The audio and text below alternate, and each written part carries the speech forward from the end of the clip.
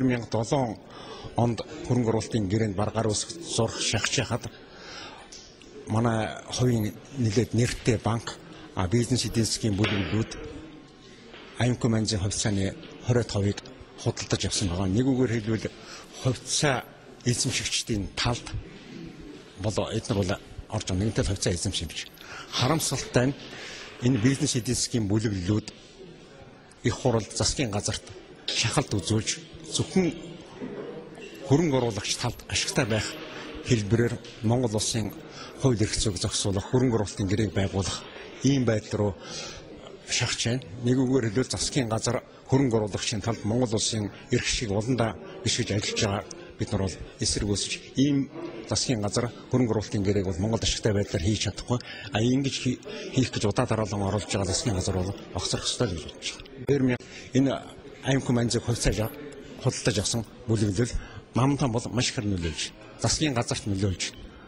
Ийм байдлаар улсын хурлын гишүүдэд одоош намын бүлгээрэн дамжуулж эсвэл засгийн газрын тэргүүн нь намын дарга гэдгээрээ улсын хурлын гишүүд шахалт үзүүлж намын эрх шиг гэдэг үүднээс юм уу эсвэл дараагийн сонгуул гэдэг юм уу амлсан амлалт гэдэг асуудлаараа төрий барьж Монгол улсын олон 10 жил цаашлал ирээдүйн 21-р зууны хувь заяаг шийдэх ийм чухал асуудлыг зөвхөн зоохсны нөхөр хэдэн хүмүүсийн ашиг сонирхлын үүднээс харж их орныхон баялагийг худалдаж байгаа нь бол ерөөсөө өнөөдрийн хэлцэж байгаа чуулганы явц бол маш тодорхой болж байна.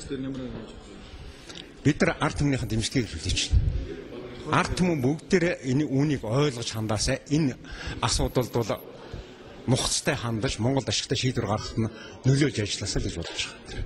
Хууль ард түмээс ямар юу хүсэж байгаа вэ?